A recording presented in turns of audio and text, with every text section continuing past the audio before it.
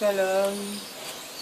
Je viens rendre grâce à l'Éternel avec Esther, parce que la Bible déclare dans Apocalypse 12:11 qu'ils l'ont vaincu à cause du sang de l'agneau et par la parole de leur témoignage.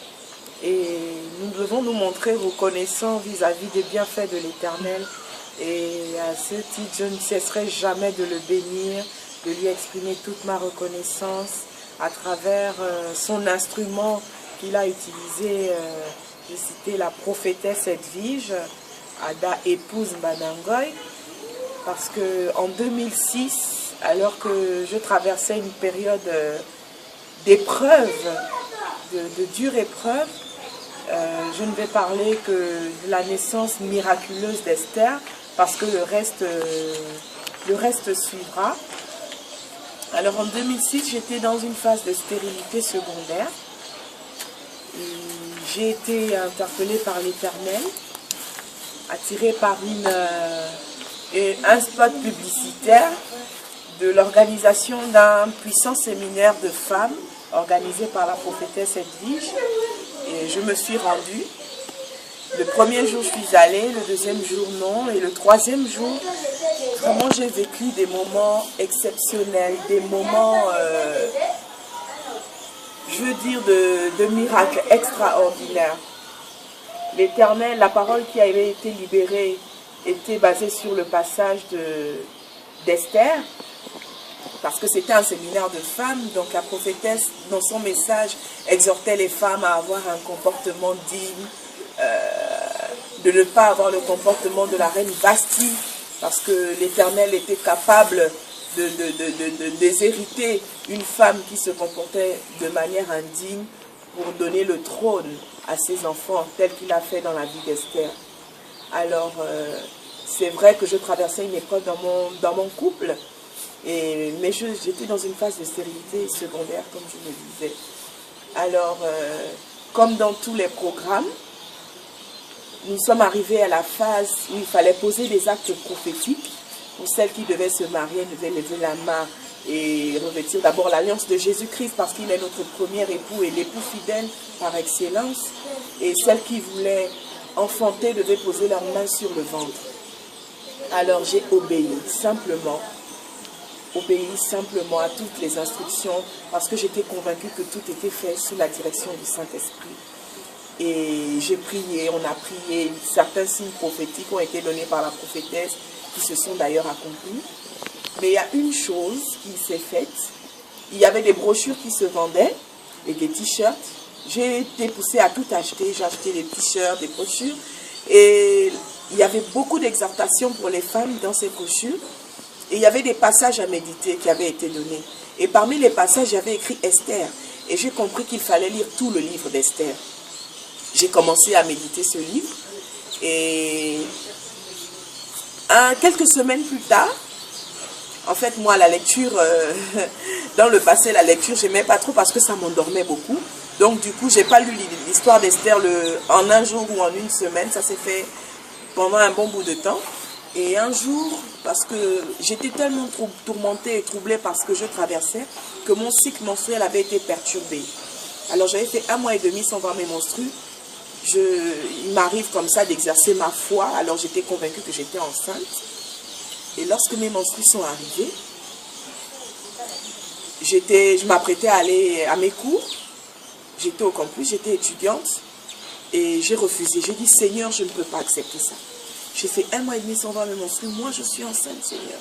Si tu ne le sais pas, Seigneur, moi, je t'informe que je suis enceinte. Alors, ce qui est en train d'arriver doit repartir. Et j'ai dit, d'ailleurs, je vais au cours sans serviette. Si tu m'exposes, là-bas, ce sera ta honte. Et avec la foi comme ça, je suis allée au cours. Je n'ai pas porté de serviette. Je suis allée à mes cours. Et autour de 11 heures, j'ai constaté que les saignements devenaient de plus en plus abondants. Alors j'ai pris un billet de sortie. Je suis allée dans ma chambre, j'ai bouclé, j'ai mis la musique à fond. J'ai commencé à crier à l'Éternel, à pleurer. J'ai dit, Seigneur, c'est vrai, il est vrai que dans mon adolescence, j'ai commis des avortements. Mais là, je me suis repentie, Seigneur. Et j'ai posé une question à l'Éternel. J'ai dit à Dieu, Seigneur, est-ce que je ne connaîtrais pas aussi ce bonheur d'être mère? Et quand j'ai posé cette question, j'ai entendu une voix. Le Seigneur m'a visité. Il m'a dit, arrête de pleurer et ouvre ta Bible. Et du coup, l'Esprit de Dieu m'a conduite à poursuivre ma lecture, ma méditation du livre d'Esther.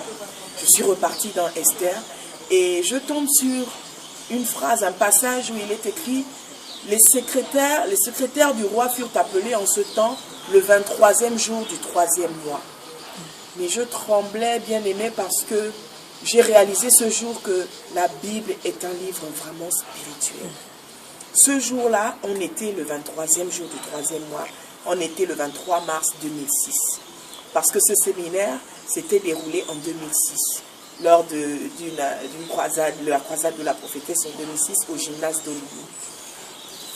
Et je tremblais. Le Seigneur me dit, continue la lecture, le 23e jour du 3e mois. Et ensuite, je tombe encore sur le passage où il est écrit,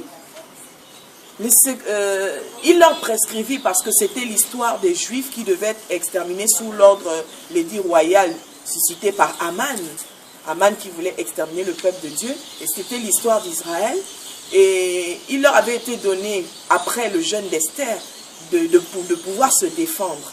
Alors ce passage déclare qu'il leur prescrivit de célébrer chaque année le 14e jour et le 15e jour du mois d'Adar, donc du 12e mois en hébreu, comme les jours où ils avaient été délivrés de leurs ennemis, de célébrer le mois où leur tristesse avait été changée en joie et leur désolation en jour de fête.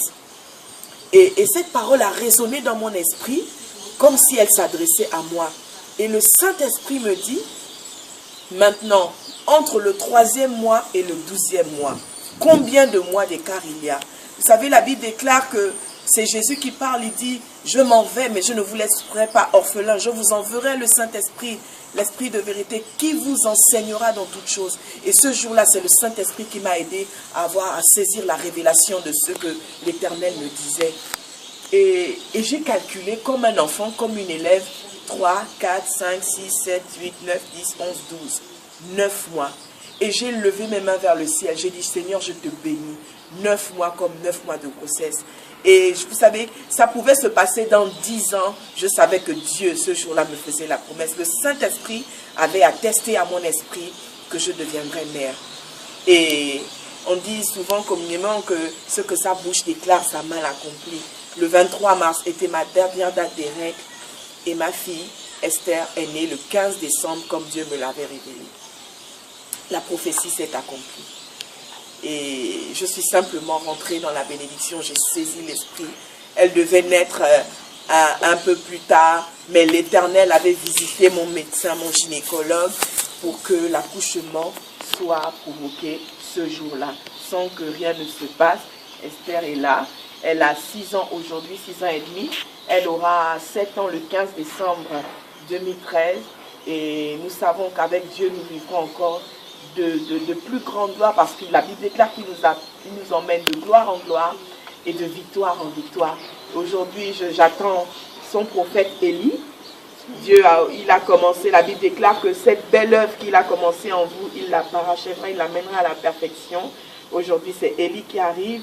Esther, avec sa naissance, le Seigneur a ouvert des portes, parce que lorsqu'il s'apprête à faire quelque chose dans la vie de son peuple, il donne des signes. Esther a été un signe et Élie est un deuxième signe. Je ne cesserai de bénir l'Éternel pour l'instrument qui s'est choisi, la prophétesse Edijada. La Bible déclare que vous serez mes témoins. Allez par tout le monde, faites des nations des disciples. Et par l'obéissance de cette servante, plusieurs ont été bénis. Et j'en fais partie, c'est pourquoi je veux exprimer toute ma reconnaissance à mon Dieu. Ton grand amour s'est manifesté quand j'ai crié à toi. Ton grand amour s'est manifesté quand j'ai crié à toi.